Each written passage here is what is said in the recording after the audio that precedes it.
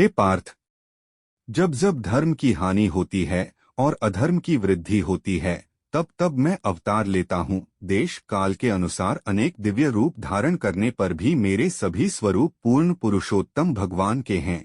जब भी कोई मृत्यु को प्राप्त होता है, मैं ही मरता हूँ, और जब भी कोई जन्म लेता है, मैं ही जन्म लेता हूँ। यह प्राप्त देह एक रथ के समान है और 5 इंद्रियां जिह्वा, नेत्र, कान, नाक और त्वचा रथ में जुटे घोड़ों के समान हैं, तथा ये पांचों घोड़े मन रूपी लगाम से नियंत्रित होते हैं।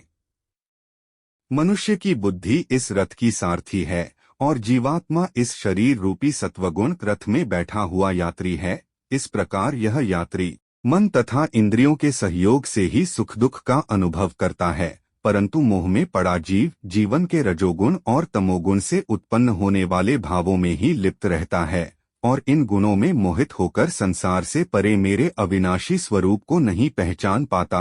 इतना कहकर श्री कृष्ण ने अपना विराट विश्वरूप अर्जुन को दिखाया। श्री कृष्ण ने कहा, हे पार्थ, तू मेरा सखा है, मेरा भक्त है, तू किसी को मारने वाला नहीं है। मैं ही मारता हूँ और मैं ही हर बार मरता हूँ। प्रकृति का यह नियम अनंतकाल से चला आ रहा है। जो मरता है वह फिर से जन्म लेता है। आथ तू इस संताप को छोड़ और कर्म कर। कर्म के फल की तू चिंता मत कर, मेरी ओर देख। मैं ही अजन्मा तथा अविनाशी हूँ। मैं ही समस्त जीवों का स्वामी हूँ। मैं ही प्रत्येक युग में अपने आदि दिव्य स्वरूप को सभी जीवों में प्रकट करता हूँ। यह संपूर्ण जगत मेरे अधीन है। यह मेरी इच्छा से बारंबार स्वतः प्रकट होता है और मेरी ही इच्छा से विनष्ट होता है।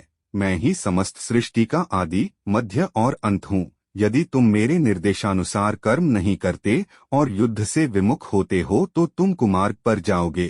तुम्हें अपने स्वभाववश युद्ध करना चाहिए